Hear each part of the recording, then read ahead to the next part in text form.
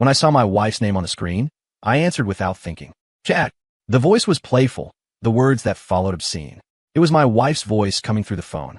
My world tilted on its axis. My mind flooded with images of her fawning over another man, and a cold, electric rage struck me like lightning. I forced myself to breathe, to control the urge to scream into the phone. Under these circumstances, this had to be a pocket dial. If I blew up now, I'd tip them off. Today, I was going to catch them in the act. Based on the call, I used a location tracking app to pinpoint her phone. I grabbed an Uber and headed for the hotel. Inside the lobby, I approached the front desk.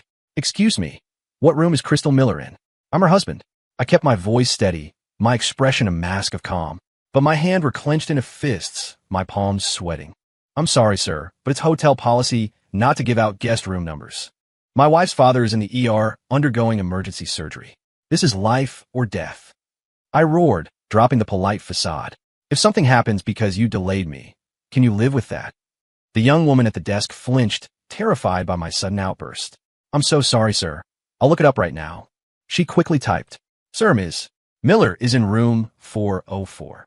I didn't wait for another word, bolting for the elevator and sprinting down the fourth-floor hallway. When I reached 404, the door was ajar. A woman's furious voice spilled out into the hall. "Slap. Chad Harrison, you live off my money, you eat my food, and you still have the nerve to cheat on me?" She seduced me. I swear I'll never do it again, I'm so sorry. To prove his point, Chad Harrison slapped Crystal hard across the face. 5 red finger marks instantly bloomed on her pale cheek. "Chad, you..." Crystal's face contorted with rage, but knowing she was in the wrong, she swallowed her anger. "Don't think hitting this slut proves your innocence," the other woman sneered. "As of today, all business between Harrison Corp. and Vance Holdings is terminated." Chad looked like he'd just had an artery severed. Clad only in a pair of briefs, he scrambled off the bed and collapsed at the woman's feet, clutching her leg and sobbing like his parents had just died. I stepped into the room and kicked him. The blow sent him tumbling 2 meters across the floor. "Fuck, who the hell are you? You think you can kick me?" Chad redirected all his fury at me, looking like he wanted to tear me apart. "I'm your father," I said, my voice dripping with contempt. His jaw dropped. Crystal's composure finally shattered. "Leo, what are you doing here?" Her face was chalk white, her voice a trembling whisper. "Didn't you invite me?" I said, my stomach churning as I looked at the half-dressed, pathetic pair. They were 2 of a kind, a perfect match. Crystal was completely bewildered. Check your call history," I suggested with mock kindness. The moment she opened her phone and saw the log, she clawed at her own hair in a fit of despair. The other woman pieced it together. She pointed at the disheveled Crystal on the bed, a smirk playing on her lips.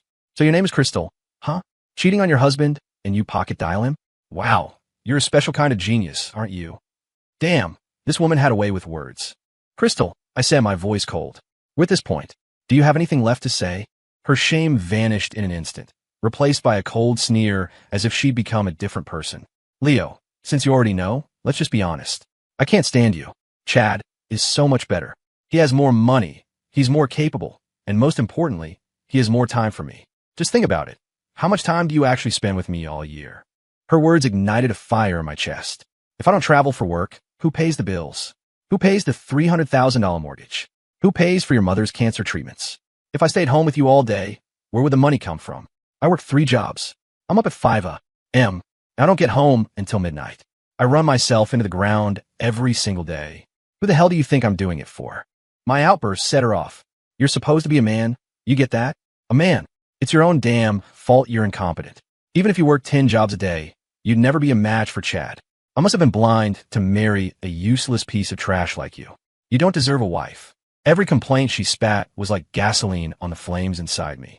When she uttered that last sentence, I couldn't take it anymore. I drew back my fist and swung at her face. When my knuckles were just an inch from her cheek, the other woman stopped me. "I'm afraid you'll kill her," she said calmly. "Let me." She turned to Crystal and slap, delivered 2 sharp slaps of her own. "As a woman, I find you disgusting. Everything you do, everything you say, it's nauseating." Crystal wasn't used to being treated this way. At home, I'd always been the one to back down, to coax her and apologize after every fight. She couldn't handle this humiliation.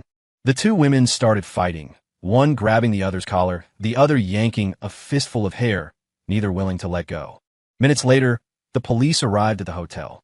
We received a disturbance call. You'll have to come with us for questioning. Chad and Crystal were still barely dressed. The evidence was pretty clear. They followed the officers out, heads hanging in shame. Now, it was just me and Chad's girlfriend. My name is Chloe, she said. And you? I lit a cigarette and took a long drag. Leo, my boyfriend and your wife did this. What are you going to do? What else can I do? Divorce. No man can accept being cheated on. For a man, hardship and exhaustion mean nothing. But loyalty? That's the bottom line. Maybe we should sleep together, she said suddenly. We're both single now. A little revenge on that miserable pair. I was stunned silent. I couldn't have come up with a line that audacious if I'd had 10 shots of tequila.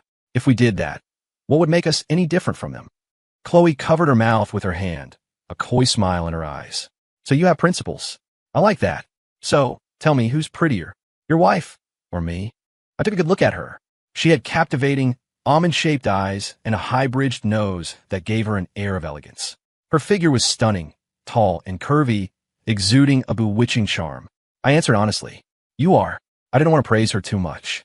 My mom always taught me that the more beautiful a woman is, the more likely she is to deceive you. After what happened with Crystal, my faith in women was shot. Hearing my answer, Chloe seemed satisfied. Come with me. Let's go blow off some steam. What the hell? We'd known each other for less than 30 minutes, and she was already inviting me to her place? I'm not that kind of guy. She burst out laughing, understanding my hesitation. What are you thinking? I'm taking you to a bar for a couple of drinks. My face flushed for a second before I regained my composure. We ended up at a place called the Red Moon Lounge. Inside, neon lights pulsed and young people danced, lost in the music. A few cocktail waitresses in skimpy outfits came by to flirt, but Chloe shooed them away. I stared at the beautiful young women and sighed at the state of the world. You know, these girls could do anything. Why this line of work? Chloe raised her glass and downed it in one go.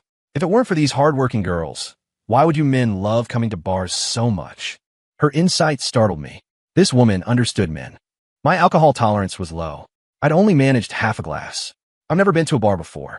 You're the one who dragged me here, so don't pin this on me. What are you doing, nursing that thing? She grumbled, seeing my half-full glass. She playfully punched my chest with a small fist. I quickly drained my glass and refilled both of ours. She nodded in satisfaction. You know, men are bastards, always wanting what they don't have. What does that woman have that I don't? She clinked her glass against mine and drained it again. I gave a humorless laugh. You say men are bastards, but I think women could be just as bad. We met in college. We knew each other, fell in love, and got married. Crystal wasn't like this back then. She was simple and kind. I don't know why, but as soon as we got married, she changed. She became obsessed with comparing herself to others, obsessed with money. Chloe cut me off. It's normal for women to like money. Don't men?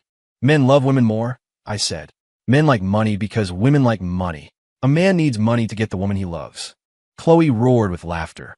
So, to put it bluntly, men are horny and women are greedy. We toasted to that and drank again. Throughout the long night, Chloe and I poured our hearts out.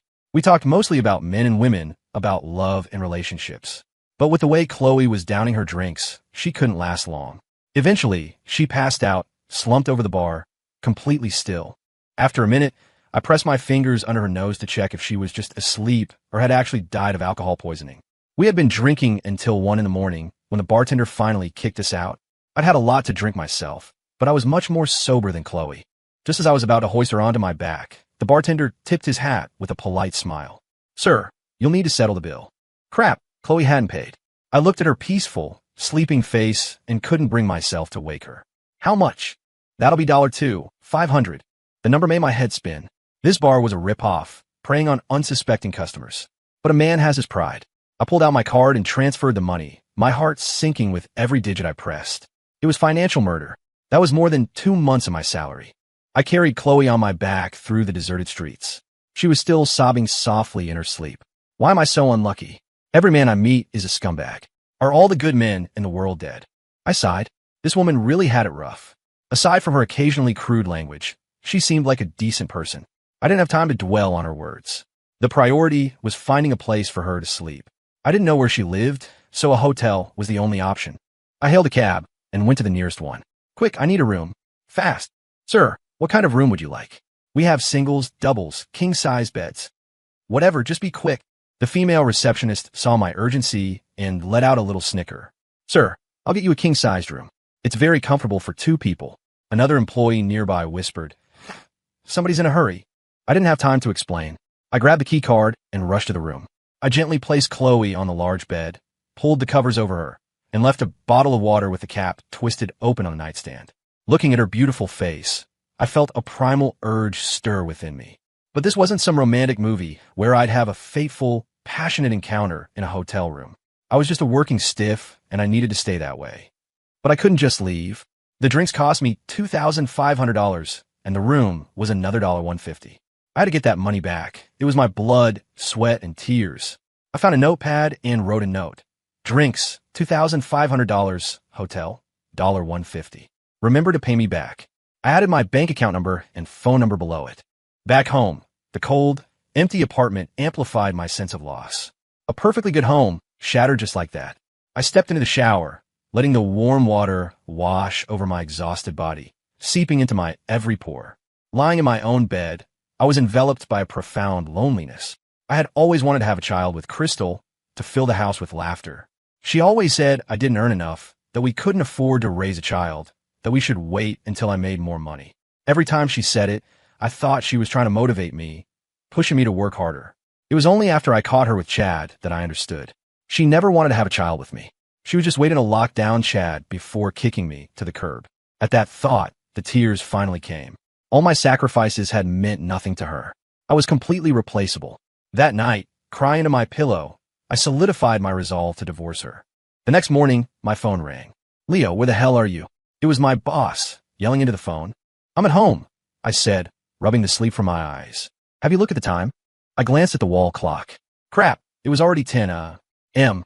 I had stayed up too late, mourning a woman who didn't deserve my tears. Frank, I'm on my way. Don't bother coming in. I froze. Was he firing me for being late once? That seemed harsh. My marriage was gone, and now my job was too. My life was hitting rock bottom. Frank, I'm getting a divorce. I blurted out, hoping for some understanding. What the hell does your divorce have to do with me? It's not my marriage that's ending. I was speechless. The man had no soul. Look, I'll give you 3 days off. Go to Florida, clear your head. When you're feeling better, come back to work.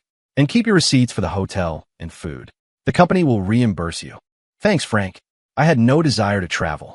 I stayed home, trying to sort through my emotions. Knock, knock, knock. Someone was at the door. I opened it to find Crystal, looking downcast. Leo, she threw herself into my arms, her hot lips pressing against mine, desperately trying to please me. It was a transparent attempt to win me back, but she was mistaken. I would never take her back, no matter how much it hurt to let go. I pushed her away, my gaze hard. Crystal, pack your things and go. Her face crumpled into a mask of grievance, as if I were the villain abandoning his long-suffering wife. Leo, can't you just forgive me one time? I made a mistake any woman could make. Forgive you? Easy for you to say. I will never forgive you. Go find your precious Chad. Boo-hoo-hoo. Crystal burst into tears. Faced with my coldness, her previous arrogance evaporated. Before, because I loved her, I tolerated her. I endured all the pain she inflicted on me. But now, she had crossed a line, and I was erasing her from my life. There was no room for negotiation. We're going to the courthouse later to file for divorce. Then you'll be completely free. You can figure out how to pay for your mother's treatment yourself. I have to save up to marry someone else. Ever since we graduated from college and got married, Crystal had been a housewife. She spent her days with a crowd of materialistic, fair-weather friends, and their influence had completely warped her. Until she could sink her claws into another rich man, she was going to have a very difficult time. Leono, she wailed, a shadow of her former self. The bravado was gone, replaced by a raw fear of an uncertain future. After she quietly packed her things, we went to the courthouse and finalized the divorce. A wave of relief washed over me. For the next 2 days, I spent my time with friends, eating and drinking. Leo, don't be sad. Out with the old, in with the new, a friend said, trying to comfort me. Crystal completely turned into a gold digger. She's not in our world anymore. It's for the best. You worked 3 jobs to pay for her mom's treatment, to give her a better life, and she still wasn't satisfied. She deserves to end up alone. My friend's words, meant to be comforting, just twisted the knife. 7 years of my life gone. It was impossible not to be sad. When my leave was over, I had barely stepped into the office before Frank called me in. Leo, how was the trip? It was good, Frank. Thanks. Good. We've got a huge potential client, and I need you to land them. You think you're up for it? I'm confident. Seeing my determination, Frank's face broke into a wide grin. And I won't have you working for free. If you land this client, there's a $15,000 bonus in it for you. Hearing that number, my spirits lifted instantly. The divorce suddenly felt like a distant memory. Still, I tried to be modest. Frank, giving me 3 days off was more than enough. You don't need to give me a bonus. It's just my job. One thing at a time. This client is a tough nut to crack. If we get them, the company stands to make nearly $10 million in profit. So 15 grand isn't much. It's settled. Frank was a good boss who treated his employees well and was well respected. The prospect of that bonus put a spring in my step. Sometimes, focusing on work is the best way to forget your personal problems. It's probably why so many successful people neglect their families. 3 days had passed, and that woman still hadn't sent me the money. I checked my bank account, and seeing no activity, I felt a new wave of disgust. I'd probably been played for a fool. I sighed, thinking about my terrible luck with women. What kind of people was I attracting? The next day, I went to the address Frank had sent me to meet the big client. Ms. Vance, I'm Leo from Apex Manufacturing. Our company is very eager to partner with yours. Before I could finish, the large executive chair spun around. A stunningly beautiful face appeared before me, so familiar and yet so strange. She was wearing a crisp, professional suit that did nothing to hide her incredible figure. She radiated the authority of a CEO. Leo, fancy seeing you here. You need to pay me back first. My first thought was that this woman had swindled me out of my hard-earned money. When did I ever owe you money? Chloe asked, a look of pure confusion on her face. That night, you invited me for drinks. That was $2,500. And the hotel room was $150. That's $2,650 in total. Oh, that. Chloe's face cleared. She took out her phone, added me on a payment app, and instantly transferred me $100,000. Payment of $100,000 received. Hearing the notification from my phone, my knees went weak. I stammered, Ms. Vance, I only need $650. Why did you send me so much? Thank you really for that night. If you hadn't taken me to the hotel, who knows what might have happened to me? It was nothing, Ms. Vance. Any decent guy would have done the same.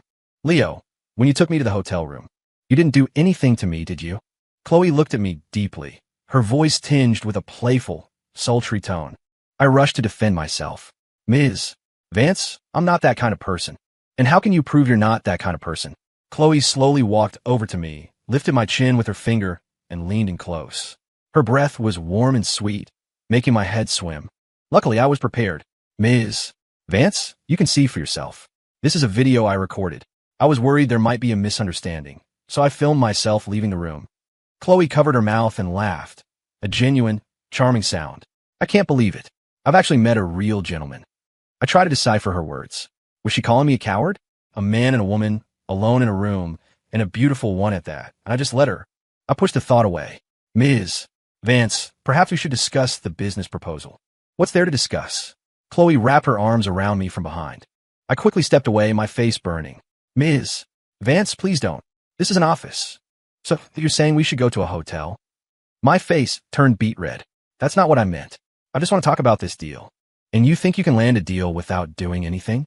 You've been in sales this long, and you don't even understand that much. Chloe was the CEO of Vance Holdings. She knew exactly how the world worked. Male clients expected you to drink with them. Female clients expected you to sleep with them. Sales was a damn hard business. I lowered my head, unsure how to respond. She seemed to read my mind and immediately dropped a bombshell. Be my boyfriend for 7 days, and I'll sign the contract with your company. How about it? What the hell? This woman was determined to have me. What was so great about me anyway? Sure, I'm 6 feet tall, in good shape, and maybe a little better looking than the average movie star, but still. My mind raced. If I got this deal, it meant a $15,000 bonus. That was a whole year's salary for me, but it meant sacrificing my dignity for the next 7 days. Ms. Vance, I need to use the restroom. Chloe waved a hand, a slight smile on her lips. Go ahead. I found an empty hallway and quickly called my boss. Frank, Ms. Vance says she'll only sign the deal if I agree to be her boyfriend for 7 days. What should I do? Is that even a question? Do it. You're a man. What have you got to lose? What are you hesitating for? I guess that call was pointless. My boss would do anything to land this contract. I was a traditional guy. My upbringing told me this was wrong. I went back to her office. Ms. Vance, I accept. A sweet smile spread across Chloe's face. She took my hand. Then let's begin. You're having dinner with me tonight. Holding her soft hand, feeling her smooth skin, was a strange and wonderful sensation. That evening, Chloe took me to her home. It was exactly what you'd expect from CEO. The mansion was magnificent, decorated with the most luxurious materials I had ever seen. I felt like a country bumpkin in a palace. "Leo, what do you think of my place?" "It's like heaven on earth," I said with a goofy grin. We went straight to the dining table, which was laden with a feast that could rival a state dinner. There was roast beef, Australian lobster, abalone, roasted lamb chops, and a whole leg of lamb. I stared at the delicious food, utterly speechless. Chloe chuckled and looked at me. "Leo, please eat." Hearing my host's permission, I lost all self-control and dug in, completely forgetting to pay any attention to Chloe. She watched my ravenous attack on the food with a shy smile, clearly amused that the stoic man from her office had zero resistance to a good meal. After dinner, we went up to the rooftop terrace of her villa. The moon was beautiful, the stars bright. We sat down and chatted aimlessly. "Leo, have you ever been in love?" "Of course." "What was she like?" "I can't remember her face clearly anymore," I said. "But she was the kind of person you see once and never forget." An envious look crossed Chloe's face, as if she too longed for that kind of beautiful love. "What about you? Ever loved a boy?" I asked. "I have," she said simply, then quickly changed the subject. "We should get some rest. I'll see you tomorrow." "Okay, you too." The next day, "Leo, today you're taking me out to have fun." "All right." I knew that despite being a CEO, Chloe wasn't happy. We went to an amusement park. We rode the carousel, roller coasters, a pirate ship, and a rainbow slide. By the end of the day, we were completely exhausted. "Leo, thank you," Chloe said, resting her head gently on my chest. "I haven't been this happy in a long, long time." "Ms. Vance, you're already so successful. You need to set aside some time for your life. People aren't meant to be slaves to their work." "You're right. Poor slobs like me excluded, of course, huh?" I immediately felt ridiculous saying it. Who was I to give her advice? Our lives weren't even comparable. "Don't call me Ms. Vance anymore. It's too formal. Call me Chloe." "Okay. And don't think so little of yourself. If you wanted it, everything I have could be yours." Chloe pressed her face against mine, as if she were afraid of losing me. "Chloe, I really don't get it. Why are you so into me? What have I ever done to deserve your attention?" I could never figure out why this incredible stroke of luck had fallen into my lap. "You'll find out. Eventually," she said, offering no further explanation. For the next few days, we lived in a whirlwind of fun, traveling from state to state, exploring mountains and beaches, indulging in all the pleasures that wealth could buy. By the seventh day, a sense of calm had settled over us. "So, what's the plan for today?" Chloe asked, her big eyes blinking at me. "We've been playing so hard. How about we get some tacos today? I know a great spot." "Okay."